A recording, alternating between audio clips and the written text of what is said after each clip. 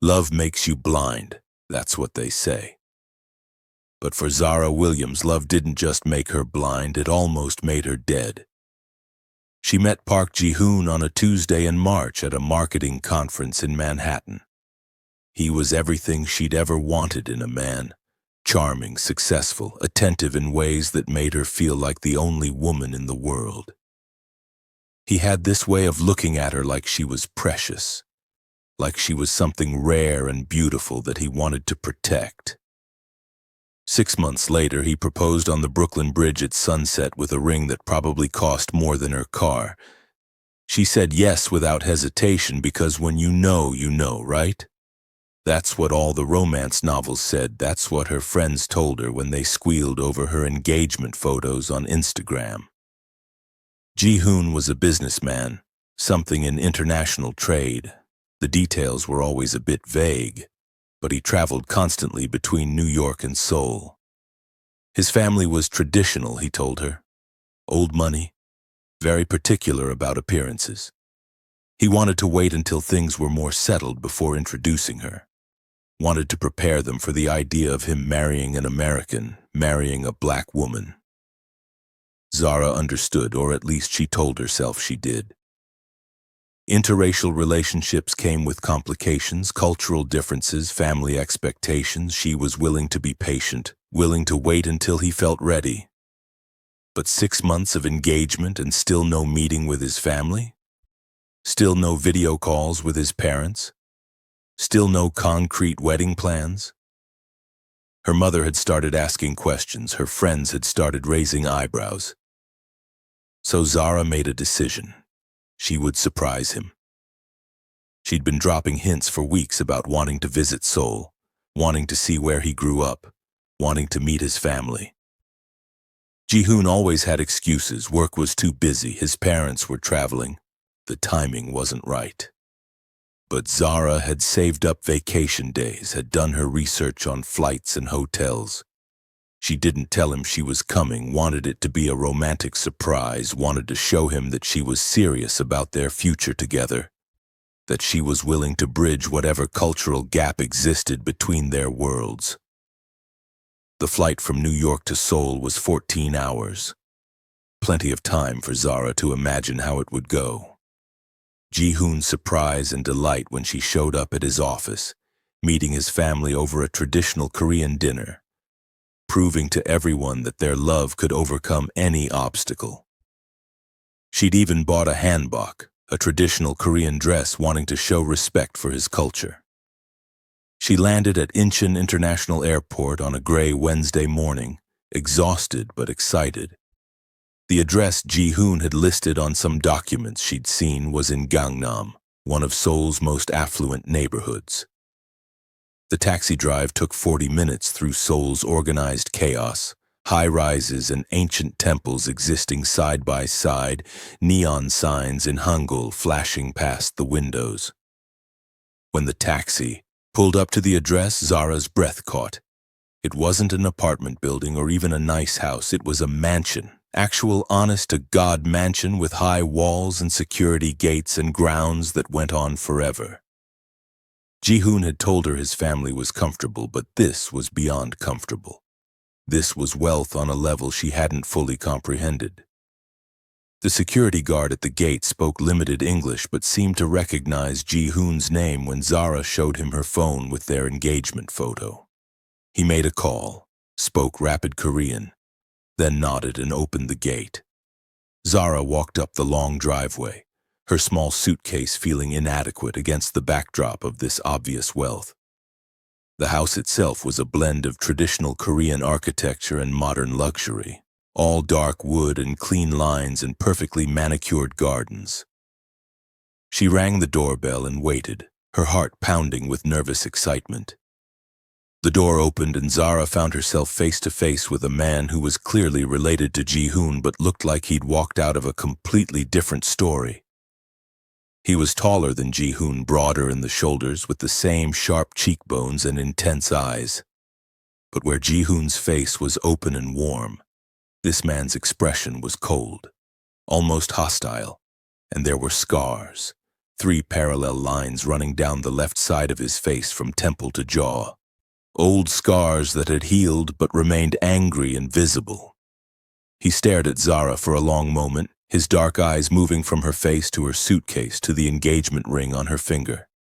Then he spoke in perfect English with barely any accent. "Who are you?"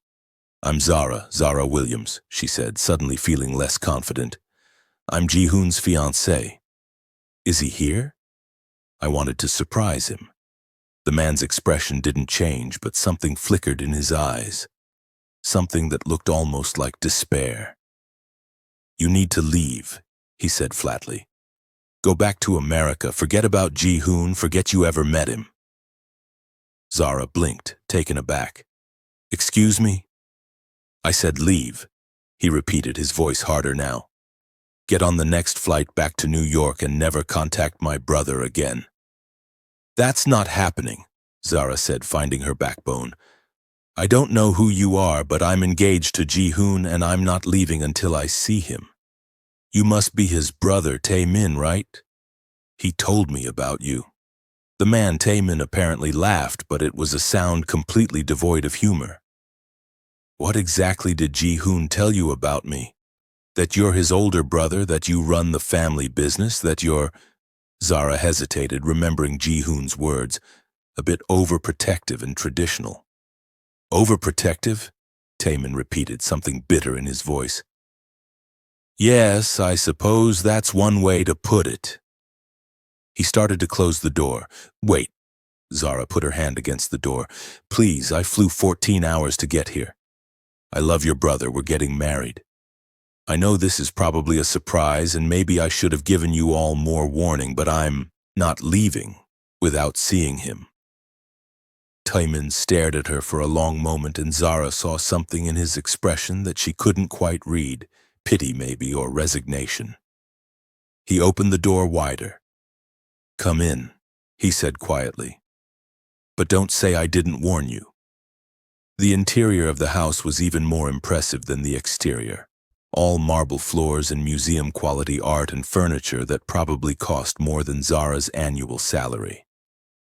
Tae-min led her through a sitting room into what looked like a formal living room with floor-to-ceiling windows overlooking perfectly maintained gardens. "Sit," he instructed, gesturing to a leather sofa. "Ji-hoon will be home in approximately 2 hours. I need to make some calls." Zara sat, feeling increasingly uncomfortable. Tae-min stood by the window with his back to her, phone pressed to his ear, speaking rapid Korean. She couldn't understand the words, but the tone was urgent, almost angry. When he hung up, he turned back to her. "How long have you known my brother?" he asked. 6 months, Zara said, trying to sound more confident than she felt. "We met at a conference in New York." 6 months, Tae-min repeated, "and he proposed when?" 4 months ago. "And in those 6 months, has he ever seemed—" He paused, searching for the right word. "Unusual to you? Has he ever done anything that made you uncomfortable?" "What kind of question is that?" Zara demanded, her discomfort turning to irritation. "Your brother is wonderful. He's kind and attentive, and he treats me better than any man I've ever dated. If you have some problem with him marrying a black woman, just say so instead of playing these weird games." Tae-min's expression didn't change. "This has nothing to do with your race," he said flatly. "This has to do with the fact that my brother is dangerous and you need to leave before you become another statistic." "Another statistic?" Zara stood up, her anger building. "What the hell is that supposed to mean?" "It means," Tae-min said, his voice dropping to something cold and final, "that Ji-hoon has killed 3 women that I know of, possibly more. He targets foreign women, women with no family connections in Korea, women who won't be missed immediately when they disappear.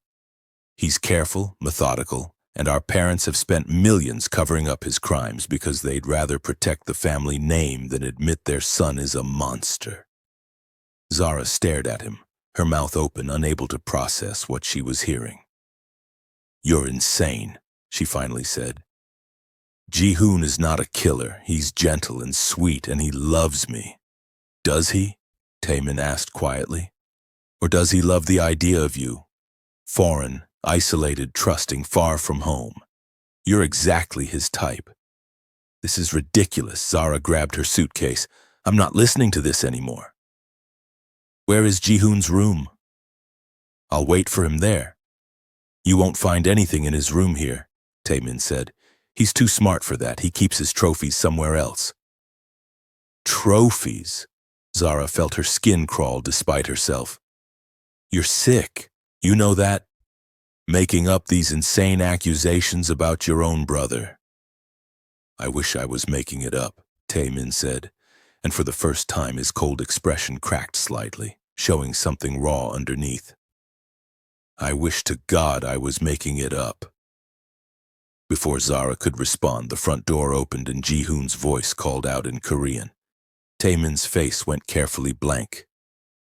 He's home, Taemin said quietly. Remember I warned you.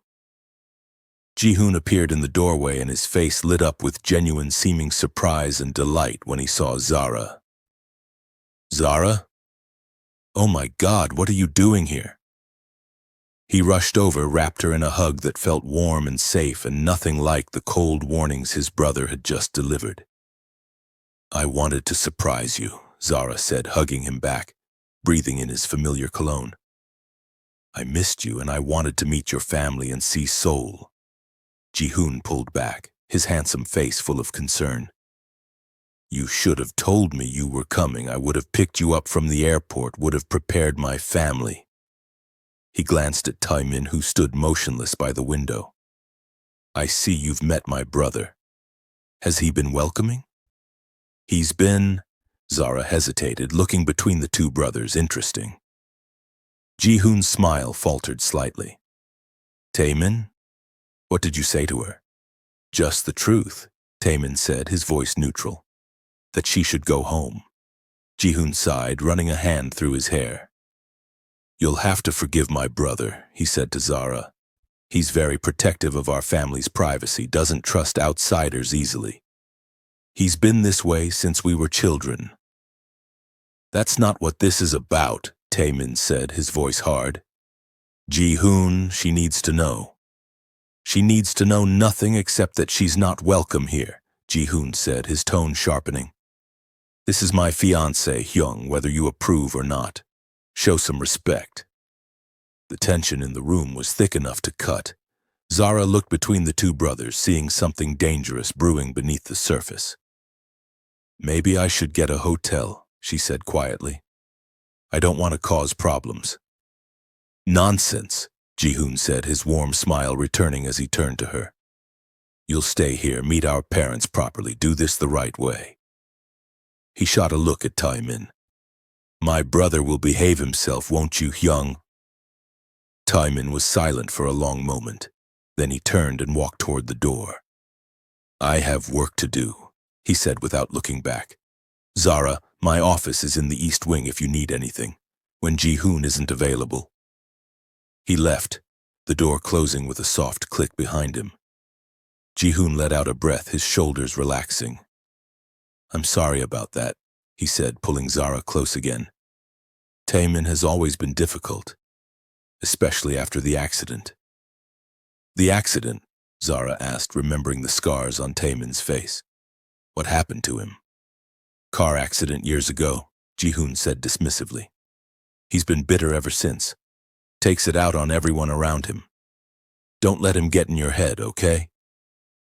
He doesn't know me like you. Doesn't know us. You're right, Zara said, wanting to believe him, wanting to push away the cold dread that Taemin's warnings had planted in her stomach. I love you, Ji-hoon. I love you too, he said, kissing her forehead. Now come on, let me show you around properly, introduce you to our parents.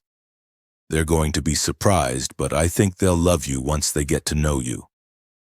The Park parents were not what Zara expected. Mrs. Park was elegant in that effortless way wealthy Korean women often were. Perfectly styled hair. Designer clothes that probably cost more than Zara's monthly rent. She greeted Zara with a smile that didn't quite reach her eyes. Her English formal and correct. You are Ji-hoon's friend from America, she said, the word friend carrying particular emphasis. Fiancé, actually, Ji-hoon corrected, wrapping an arm around Zara's waist. I proposed 4 months ago. Mrs. Park's smile froze. I see, she said, that is very sudden. Mr. Park was even more reserved, a tall man with steel-gray hair and eyes that reminded Zara uncomfortably of Taemin's cold stare. He shook Zara's hand with perfunctory politeness and said something in Korean to Ji-hoon that made his son's jaw tighten. We'll discuss this later, Ji-hoon said in English, clearly for Zara's benefit. Right now I want to show Zara to the guest room so she can rest from her flight. You won't stay in Ji-hoon's room, Mrs. Park said firmly. It wouldn't be proper, not before marriage. Of course, Zara said quickly, not wanting to offend. A guest room is fine. The guest room was on the second floor, beautifully decorated with traditional Korean touches, silk bedding and landscape paintings, and a view of the garden. After Ji-hoon left her to unpack and rest, Zara sat on the bed and tried to process everything. The mansion, the cold parents, Taemin's disturbing warnings, the tension crackling through every interaction. This wasn't how she'd imagined her romantic surprise visit going. She pulled out her phone and considered calling her best friend Maya back in New York. But what would she even say, that Ji-hoon's scary older brother accused him of being a serial killer? It sounded insane even in her own head. Taemin was probably just jealous or overprotective like Ji-hoon said. Maybe he had some issue with Ji-hoon marrying a foreigner. She shouldn't let it poison her relationship. But that night at dinner, Zara found herself watching Ji-hoon differently, noticing small things she'd never paid attention to before. The way his smile sometimes didn't reach his eyes, the way he touched her possessively, hand always on her arm or back or waist, marking territory.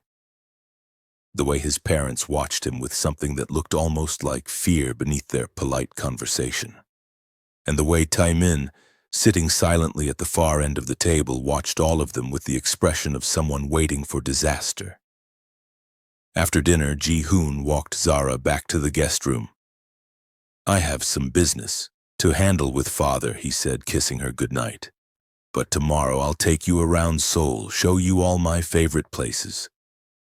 I can't wait, Zara said, meaning it. She wanted to recapture the easy joy of their New York relationship, wanted to push away all these strange, uncomfortable feelings.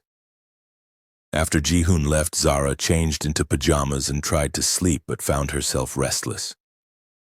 The house was too quiet, too big, too full of tension she didn't understand. Around midnight, she gave up and decided to explore, maybe find the kitchen and get some water. The hallways were dimly lit, elegant artwork on every wall, generations of Park family money on display. Zara found the kitchen easily enough, but on her way back, she got turned around in the maze of corridors. She was trying to find her way back when she heard voices, Korean, coming from a partially open door. She knew she shouldn't eavesdrop, but something made her pause, especially when she heard Ji-hoon's voice, sharp and angry in a way she'd never heard before. She couldn't understand the words, but the tone was clear. He was arguing with someone, probably his father. Then she heard another voice, Taemin, equally sharp. The argument escalated, voices rising, then suddenly the sound of something breaking. Glass, maybe. Zara jumped back from the door, her heart racing. Footsteps approached and she quickly ducked into a nearby alcove, pressing herself against the wall. The door flew open and Ji-hoon stormed out, his face twisted with rage, completely unlike his usual gentle expression. He stalked past without seeing her. A moment later, Taemin emerged, blood dripping from his hand where glass had apparently cut him. He paused in the hallway, looking directly at Zara's hiding spot. I know you're there, he said quietly. Zara stepped out, embarrassed to be caught. I'm sorry, I was just looking for my room. I got lost. You should go back, Taemin said, wrapping his bleeding hand in a handkerchief. This house isn't safe for you. What were you fighting about? Zara asked. You, he said bluntly. I told our parents about you, about Ji-hoon's plans. I thought maybe this time they'd actually stop him before it's too late. But they won't. They never do. Stop him from what? Zara demanded, her patience with these cryptic warnings running out. If you really think Ji-hoon is dangerous, show me proof. Show me something concrete instead of just making accusations. Taemin studied her for a long moment. Come with me, he finally said. She should have refused, should have gone back to her room, should have called Ji-hoon, but something in Taemin's expression, that mixture of desperation and resignation, made her follow him. He led her through the house to what looked like a home office.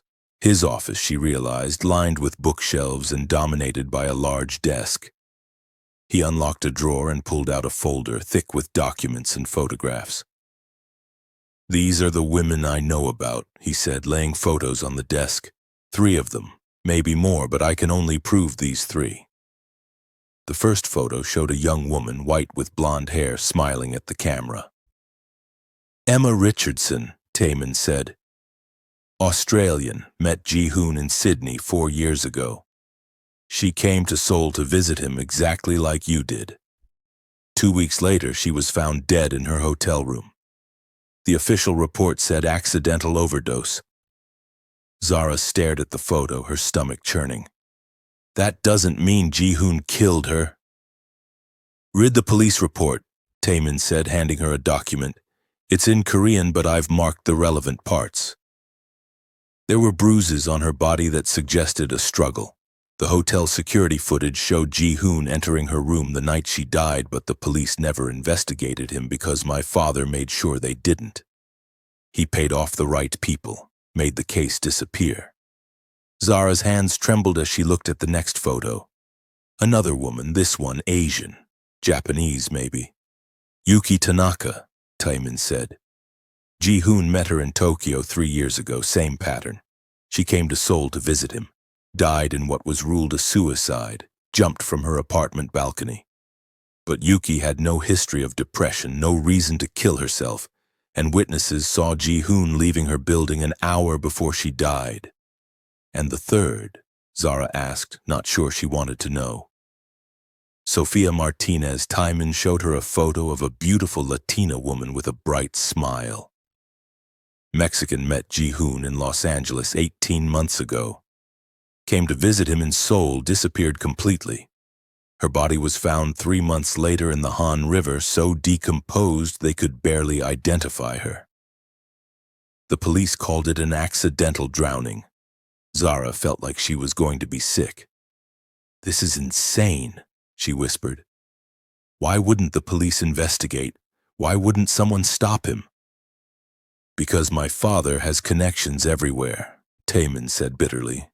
He spent decades building relationships with police, prosecutors, politicians, and he'll protect Ji-hoon no matter what.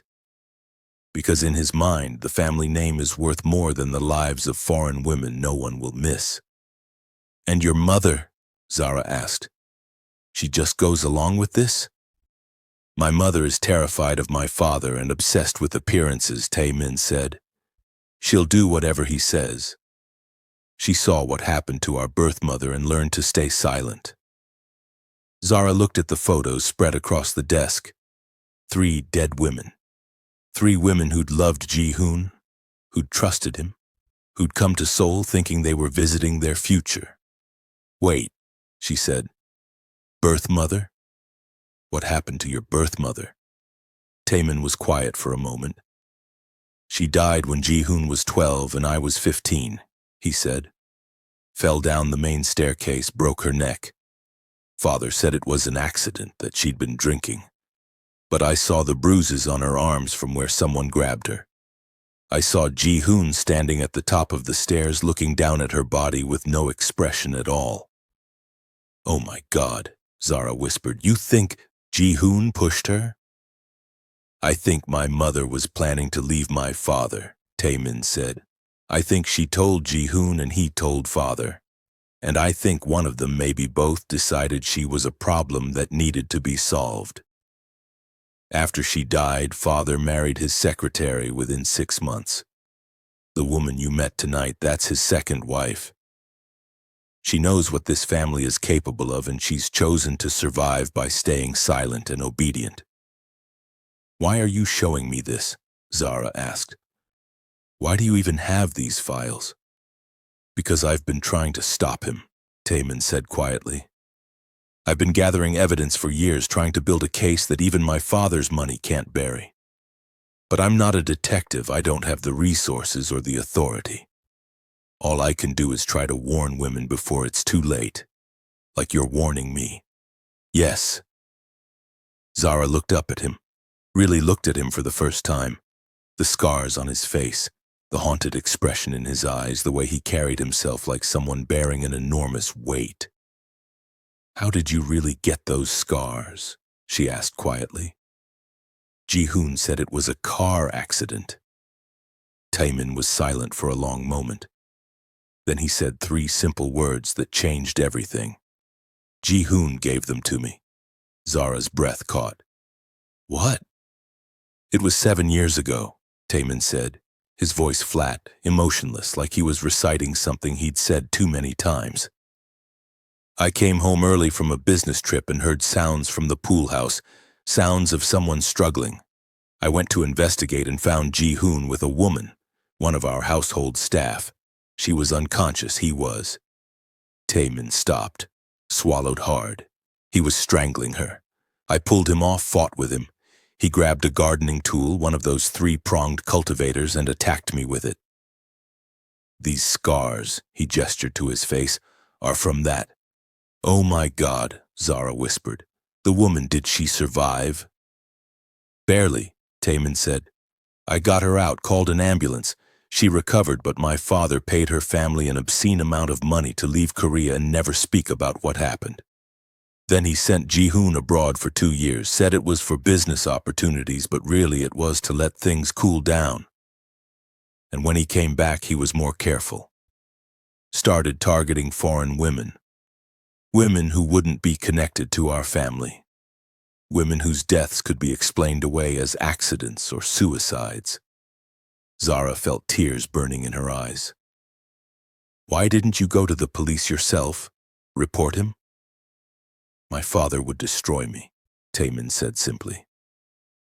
I'm the heir to the family business. I have access to our accounts, our connections, our secrets. If I tried to expose Ji-hoon, father would claim I was mentally unstable, having a breakdown, making up stories because of trauma from my accident. He'd have me committed to a psychiatric facility or worse. The only thing I can do is try to protect the women Ji-hoon targets. Like me, Zara said. Like you, Taemin agreed. That's why I told you to leave the moment I saw you. That's why I'm showing you this evidence, even though it puts me at risk. Because I won't stand by and watch another woman die. Zara looked at the photos again. 3 dead women who thought they were in love with a good man. I need to leave, she said, her voice shaking. Tonight I need to get out of this house. Agreed, Taemin said. But we need to be careful. Ji-hoon can't know you're leaving or why. We need to make it seem natural, like you got homesick or there was a family emergency. Once you're safely on a plane back to New York, you can block his number, move if you need to, start over. I'll help you however I can. Zara nodded, trying to think clearly through her panic. Okay, tomorrow I'll tell Ji-hoon I need to go home, make up some excuse. My mother is sick, maybe. Good, Taemin said. I'll arrange a car to take you to the airport, make sure you get on that plane safely, but Zara, once you leave, never come back to Korea. Never answer Ji-hoon's calls or messages. He's charming. He'll try to convince you I'm lying, that I'm jealous or crazy. Don't believe him, I won't, Zara promised. She gathered the photos, started to hand them back, then paused. Can I take pictures of these, in case I need evidence later? Taemin nodded. Take whatever you need. She used her phone to photograph every document, every police report, every piece of evidence Taemin had collected. When she finished, she looked at him again. Thank you, she said quietly, for trying to protect me, for risking yourself. I'm sorry I didn't believe you earlier. You shouldn't have believed me, Taemin said with something that might have been a smile. It sounds insane. If our positions were reversed, I wouldn't have believed me either. Zara left his office and made her way back to the guest room, her mind racing. She packed her suitcase quietly, preparing to leave tomorrow, trying to plan what she'd say to Ji-hoon. But when she finally crawled into bed around 2 a.m., sleep was impossible. Every sound in the house made her jump. Every shadow seemed threatening. The man she'd loved, the man she'd agreed to marry, was a serial killer. It felt unreal, like something from a horror movie, not her actual life. Around 3 a.m., Zara heard footsteps in the hallway outside her room. She held her breath, listening. The doorknob turned slowly. Terror shot through her. She'd locked the door, hadn't she? The door opened. Ji-hoon stood in the doorway, backlit by the hall light, his expression unreadable. "Zara," he said softly. "Are you awake?" She didn't move, pretending to be asleep, her heart hammering so hard she was sure he could hear it. Ji-hoon stepped into the room, moving closer to the bed. She could hear him breathing, could feel his presence looming over her. For a long, terrible moment, he just stood there. Then he reached out and Zara felt his fingers brush her hair, gentle, almost tender. "Sleep well," he whispered. "Tomorrow we have big plans." He left, closing the door quietly behind him. Zara lay frozen in the darkness, tears sliding down her face. She couldn't stay until tomorrow, couldn't spend another night in this house. She had to leave now. She waited until she heard Ji-hoon's footsteps fade down the hallway, then quietly got up, grabbed her phone and suitcase.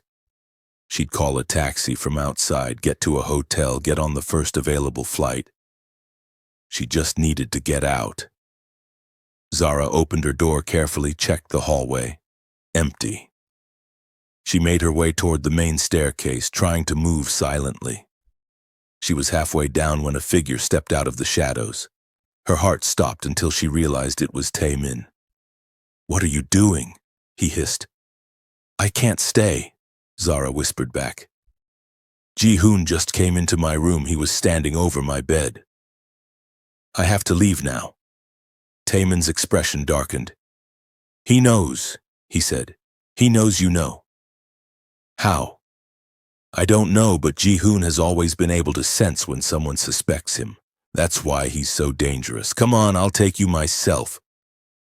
They made it to the front door when the lights came on, flooding the foyer with brightness. Ji-hoon stood at the top of the stairs, now wearing jeans and a t-shirt, his expression calm but his eyes cold in a way Zara had never seen. "Going somewhere?" he asked pleasantly. "Zara, I thought we were going to spend the day together tomorrow." "She needs to go home," Taemin said, stepping partially in front of Zara. "Family emergency." "At 3 a.m., Ji-hoon said, starting down the stairs. "Without even saying goodbye? That seems rude." "Ji-hoon," Taemin's voice held a warning. "Let her go." "Why would I do that?" Ji-hoon reached the bottom of the stairs, his smile widening. "She came all this way to see me, to meet my family. It would be a shame if she left before we really got to know each other." "The way you got to know Emma," Zara found her voice. "And Yuki and Sophia." Ji-hoon's smile faltered for just a second. "I see my brother has been telling stories," he said. "Zara, you can't believe anything he says.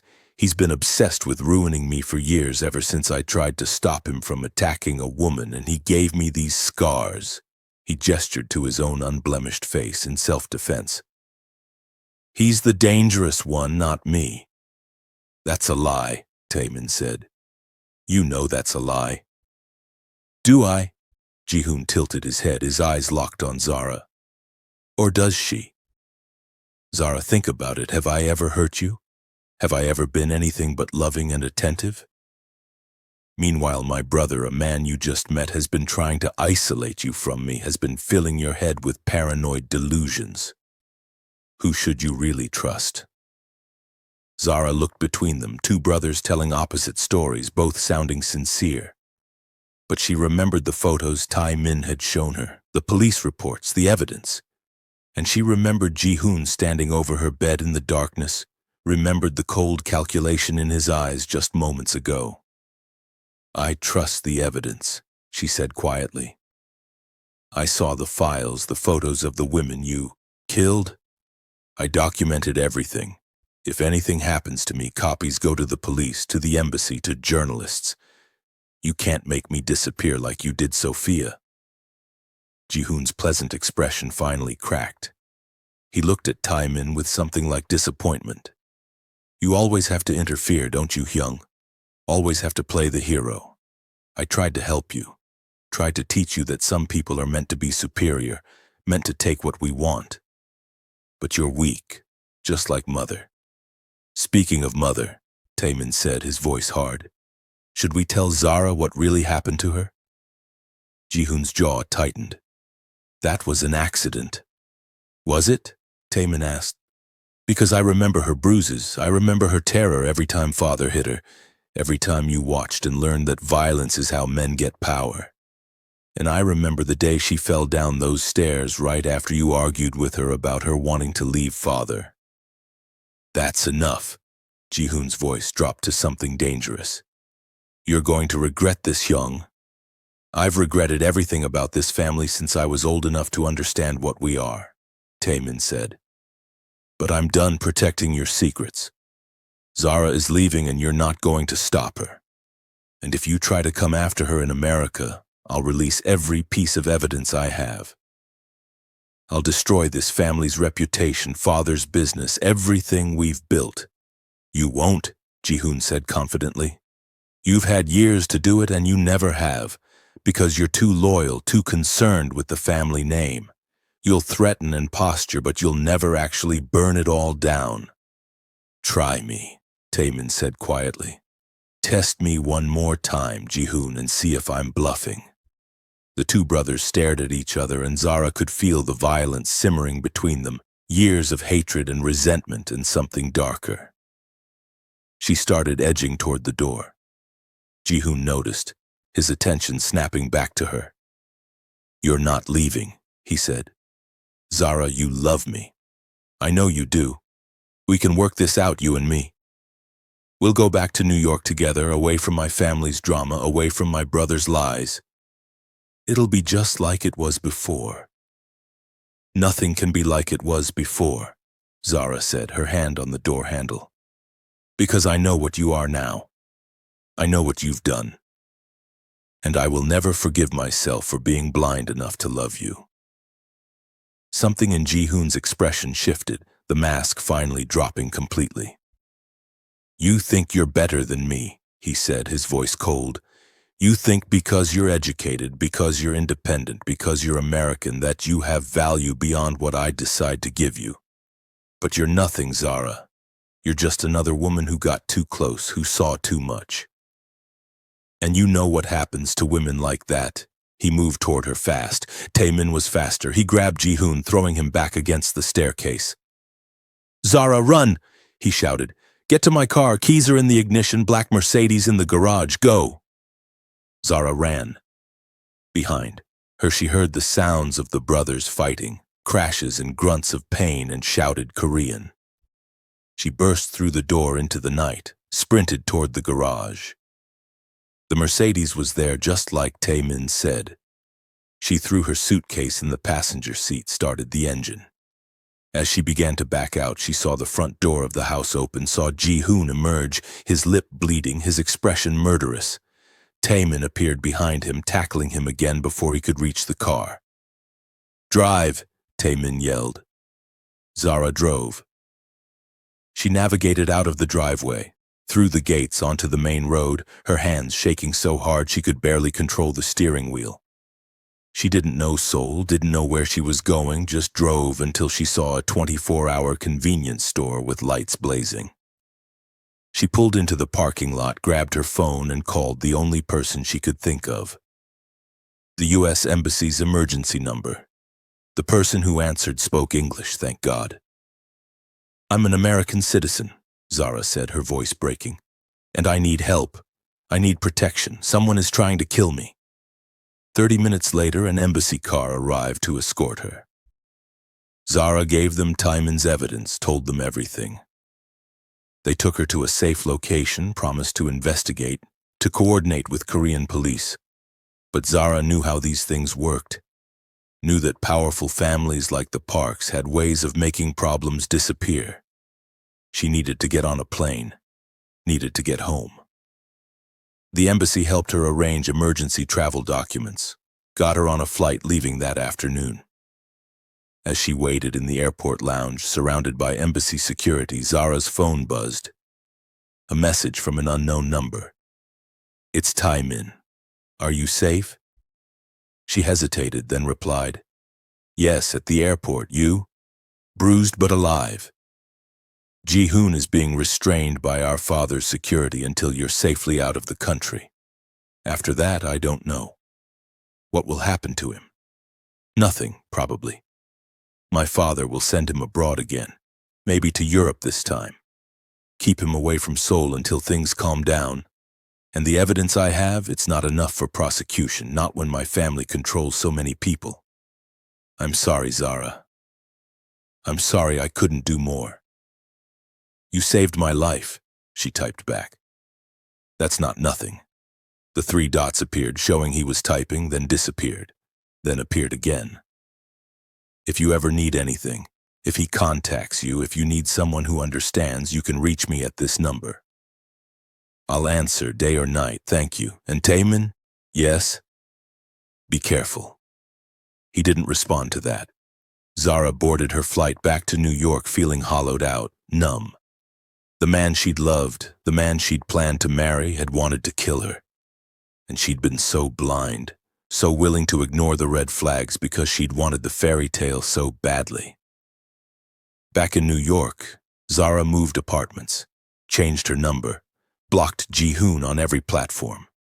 For the first month, she jumped at every knock on the door, every unfamiliar face on the subway. But Ji-hoon never came.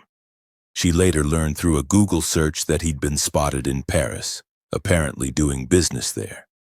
The Parks had sent him far away, just like Taemin predicted. Life slowly returned to something like normal, though Zara found herself unable to trust men, unable to date, unable to shake the feeling that she'd narrowly escaped something terrible. She threw herself into work, into therapy, into rebuilding herself. Her therapist, a kind woman named Dr. Chen, helped her understand that what she'd experienced was trauma, that the person she'd fallen in love with had never really existed, that Ji-hoon had been wearing a mask from the very first day they met. "Some people are very good at being exactly what you want them to be," Dr. Chen explained. "They study you, learn what you need, what you're looking for, and they become that person. It's not love, it's predation. And it's not your fault for believing the performance." But it felt like her fault. Zara replayed their relationship in her mind constantly, looking for the signs she'd missed, the red flags she'd ignored. The way he'd isolated her from her friends, always suggesting they spend time alone instead of in groups. The way he'd asked endless questions about her family, her connections in Korea, making sure she was truly alone and vulnerable before proposing. The way he'd put off introducing her to his family, keeping his 2 lives completely separate. She should have known. She should have seen it. And sometimes, late at night when the nightmares woke her, she'd find herself texting Taemin. They never talked about anything deep, just small exchanges. "Are you sleeping?" "Not really, you. Not tonight." "How are the nightmares?" "Still bad, same here." The person who understands your trauma is sometimes the only person who can help you bear it. 3 months after Seoul, Zara's mother came to visit. She'd been worried sick ever since Zara had called from the embassy. had wanted to fly to Korea immediately to bring her baby home. Now she sat in Zara's new apartment drinking tea, studying her daughter's face with concern. "You're not eating enough," she said. "You've lost weight." "I'm fine, Mom," Zara said, "just adjusting to everything." "You're not fine," her mother said gently. "Baby, you almost died. That's not something you just adjust to." "I know." Zara felt tears threatening.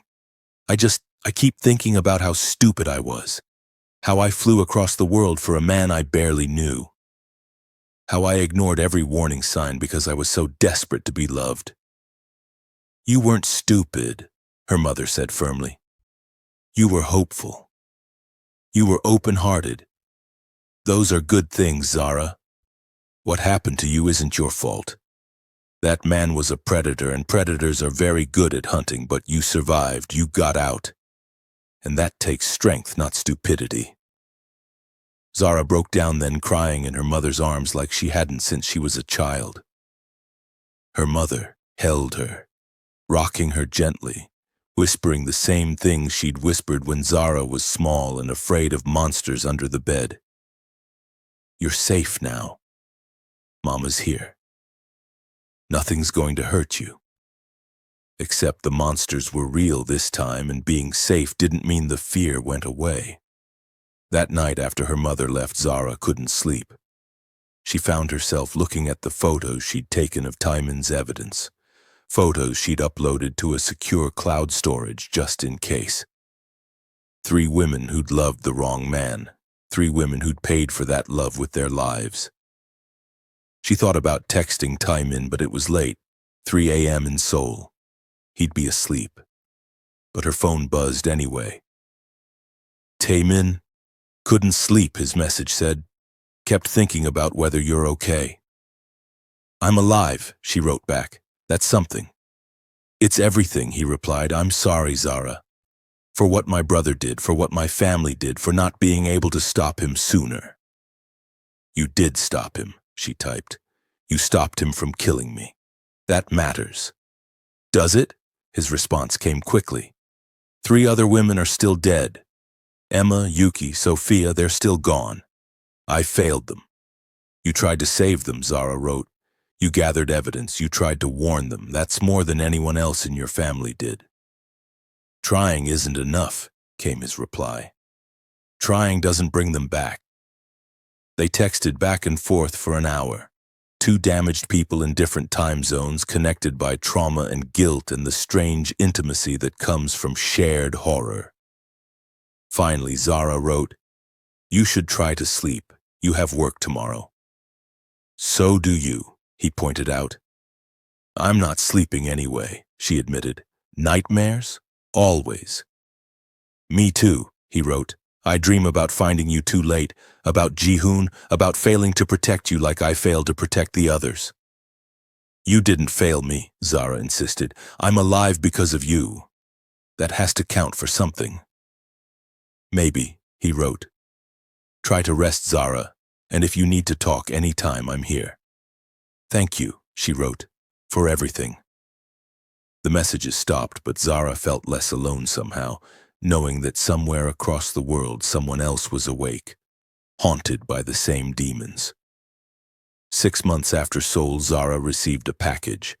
Inside was a newspaper clipping in Korean but with an English translation attached. Park Ji-hoon, 32, found dead in his Paris apartment, apparent suicide. The official report said he'd hanged himself, leaving no note.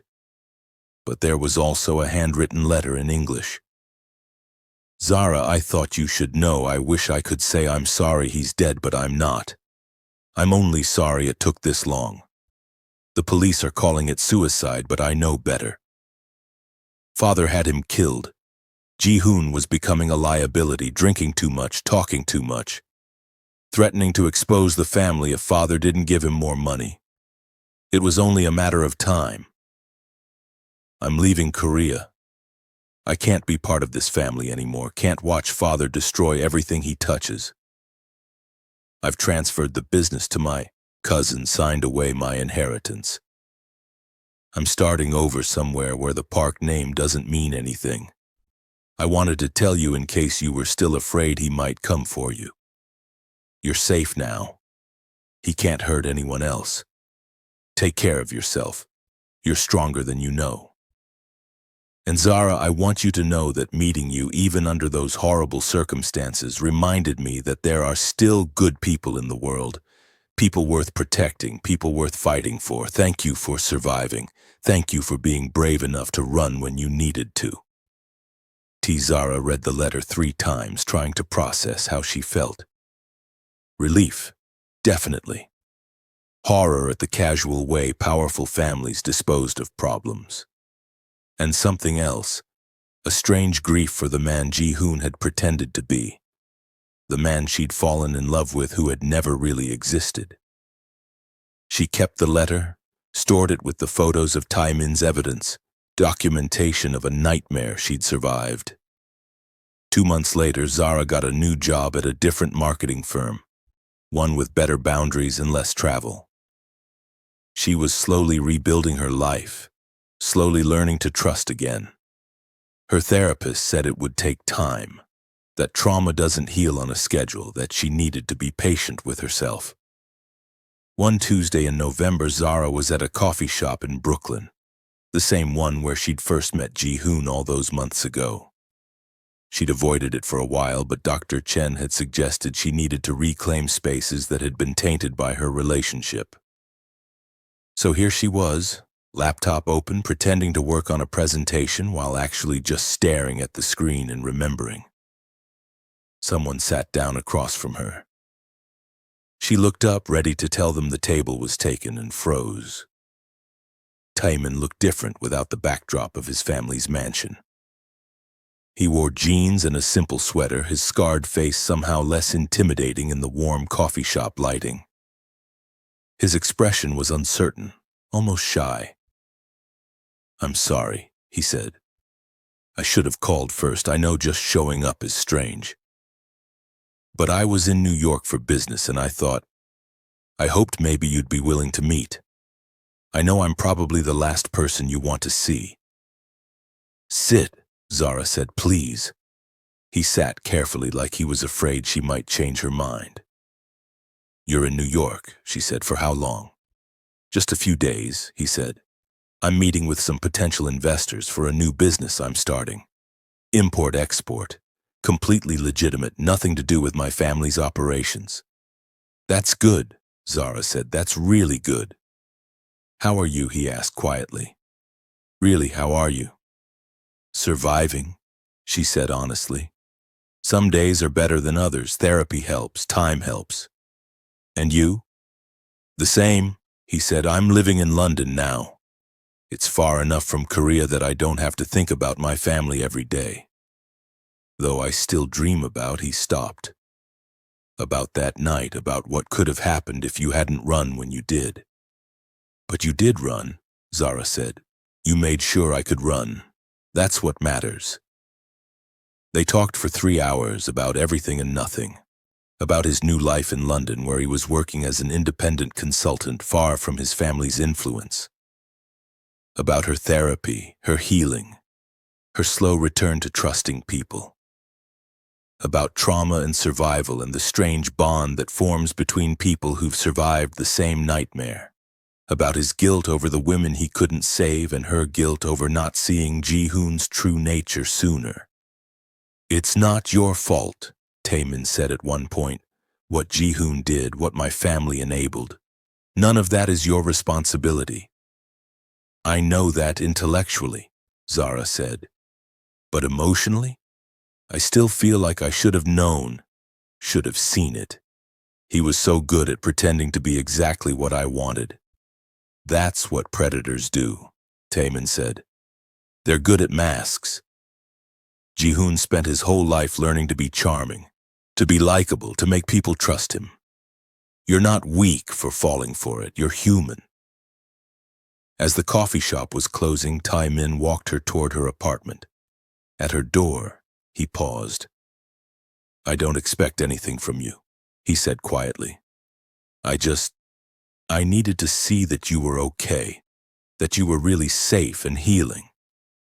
"I think about you," Zara admitted, more than I probably should. Someone who shares your trauma becomes important, becomes someone you can't quite let go of. I think about you too, Taemin said.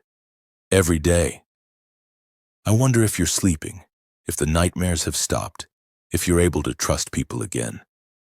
And then, hesitantly, if you'd be open to it, maybe I could call you sometime. When I'm in New York, we could get coffee, talk. No pressure, no expectations, just two people who understand each other. I'd like that, Zara said. I'd really like that. He smiled, a real smile that transformed his usually serious face.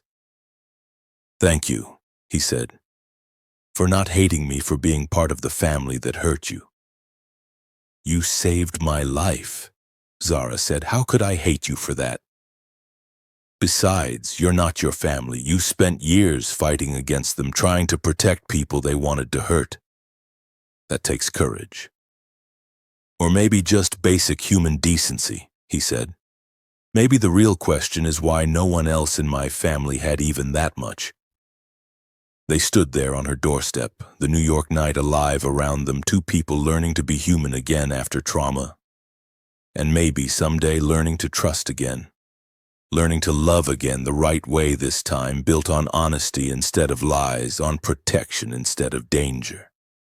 Before he left, Taemin said something that stayed with Zara long after he was gone.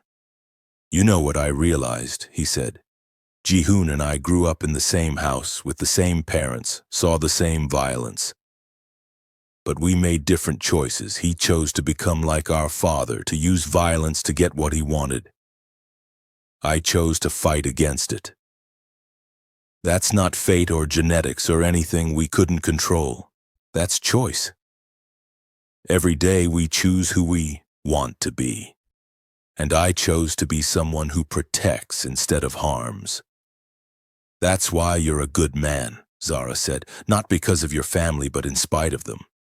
He looked at her for a long moment. No one's ever called me that before, he said quietly. Good. Most people see the scars and assume I'm dangerous, or they know my family name and assume I'm like them. But you see something different.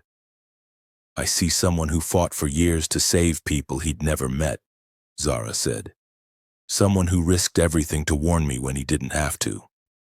Someone who's been carrying guilt that isn't his to carry. That's a good man in my book.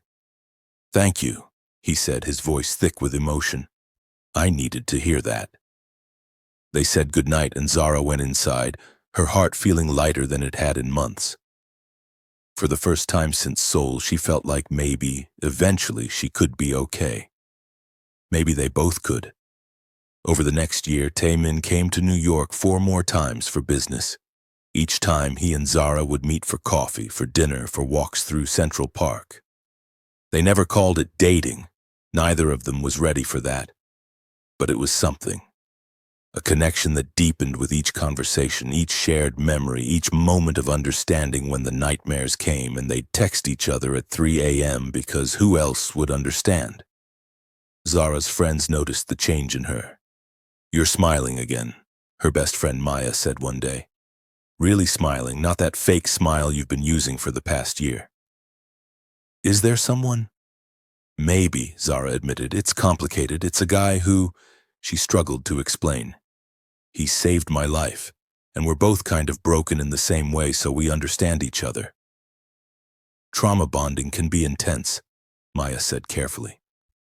But make sure it's real, not just shared pain. I am, Zara said. And I think it might be real. He's different from anyone I've ever met. He's patient and kind, and he never pushes. He lets me set the pace, respects my boundaries. After Ji-hoon, that means everything.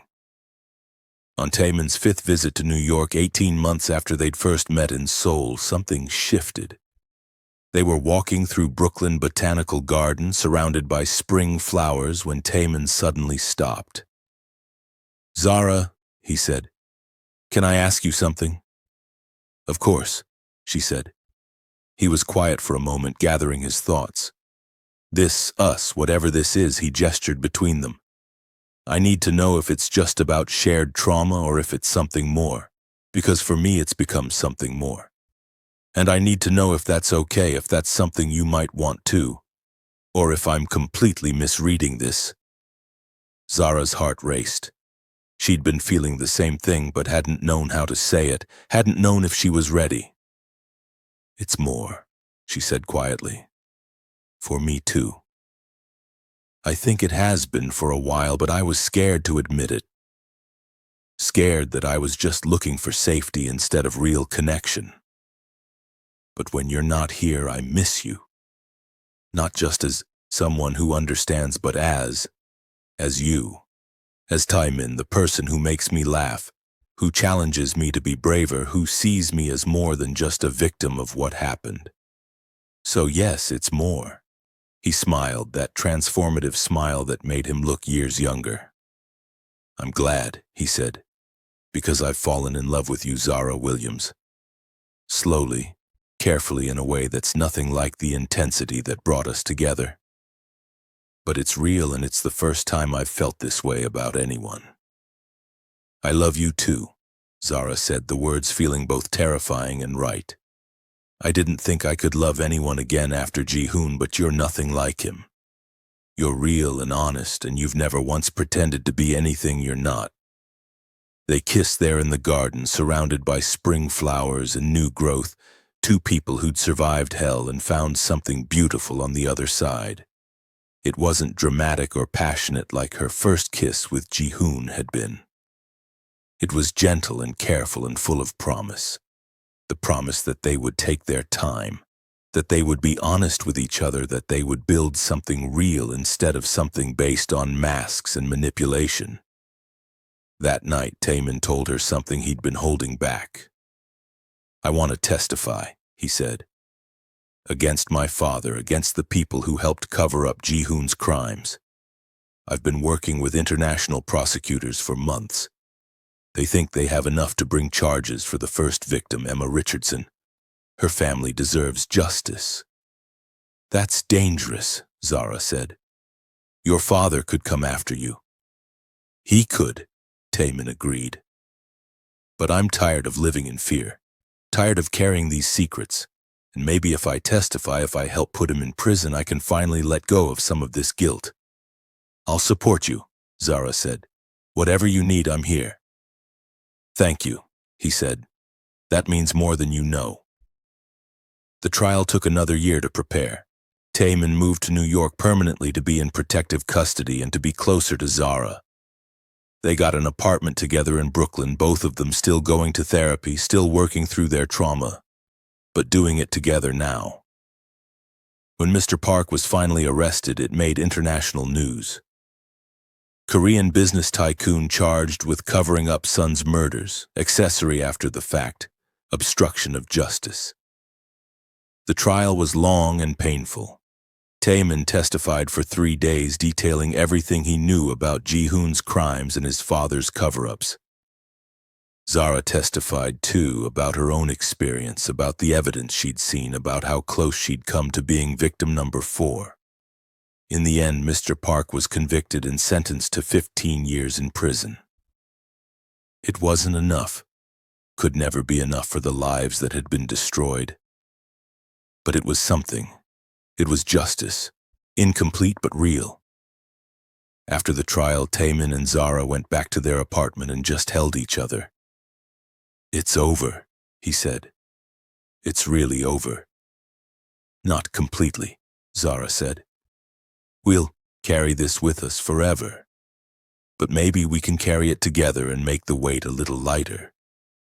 3 years after Zara had flown to Seoul expecting a fairy tale romance, she stood in a small courthouse in Manhattan wearing a simple white dress.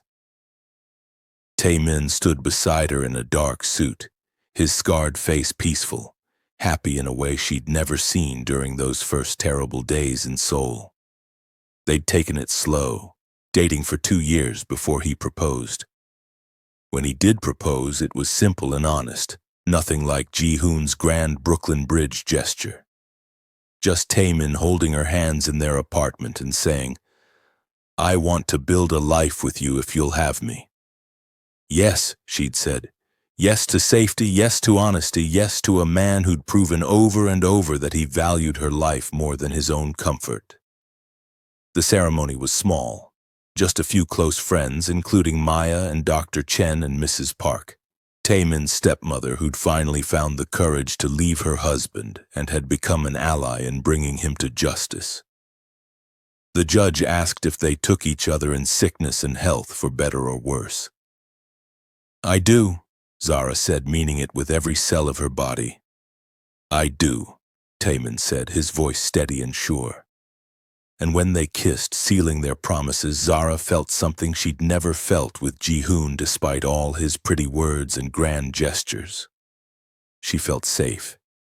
That night, lying in their apartment with her husband, her real husband, the one who'd chosen to protect instead of destroy, Zara thought about the woman she'd been 3 years ago. That naive girl who'd flown to Seoul expecting a fairy tale, who'd been so blind to danger, who'd almost died for her ignorance. She'd learned the hardest way that love isn't about charm or grand gestures or someone making you feel like a princess. Real love is about someone who tells you the hard truths, who protects you even when it costs them everything, who chooses you over loyalty to blood family. Real love is what she had now with Taemin, built on shared trauma and mutual healing and the conscious choice, every single day, to be partners.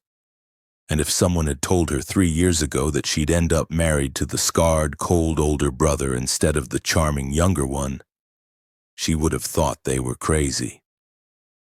But that woman she'd been, she didn't understand yet that sometimes the person who seems like a villain is actually a hero, and sometimes the person who seems perfect is actually a monster. Taemin pulled her closer, pressed a kiss to her hair.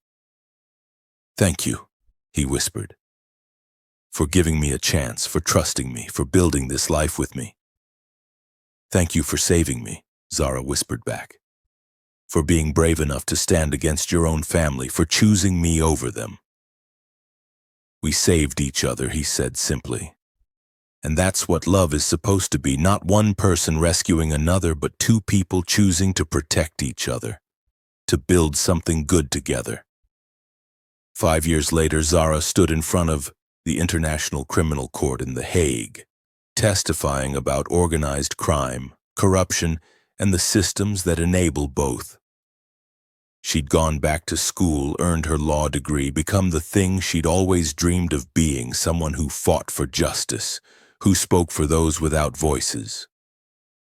Her work focused specifically on supporting foreign women who were victims of violence abroad, helping them navigate legal systems that often didn't protect them. Taemin sat in the gallery watching his wife dismantle criminal organizations with nothing but words and evidence and furious determination. They had a daughter now, 3 years old, named Emma Sophia Yuki Park Williams, after the 3 women Taemin hadn't been able to save. She sat on his lap, playing with his tie, oblivious to the weight of the moment. After the testimony, after the journalists had gotten their quotes and the cameras had stopped flashing, they walked through the Hague streets like a normal family, not survivors, not victims, not people defined by trauma. Just people who'd chosen each other and kept choosing each other day after day, building a life from the rubble of the old one. "Do you ever miss Korea?" Zara asked that evening after they'd put Emma to bed in their modest hotel room.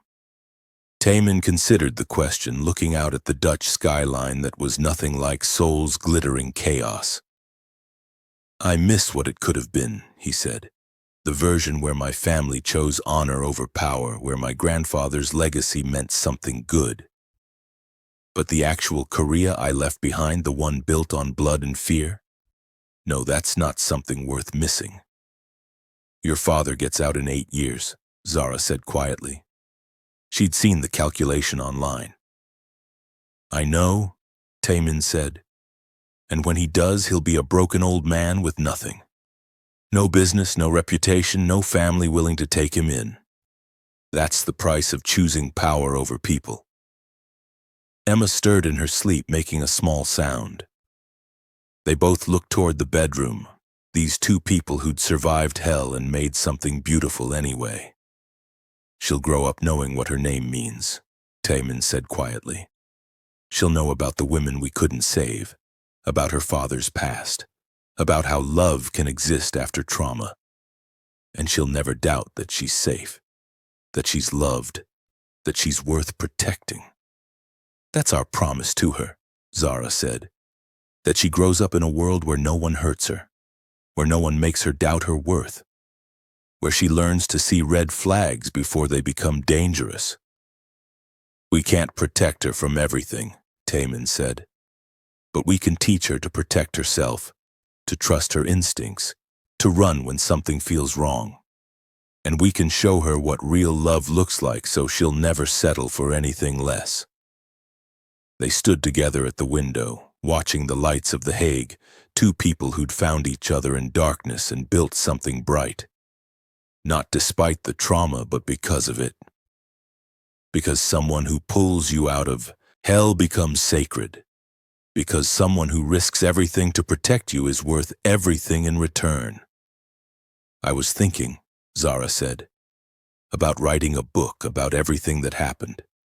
Not just our story, but a guide for other women. How to spot the warning signs.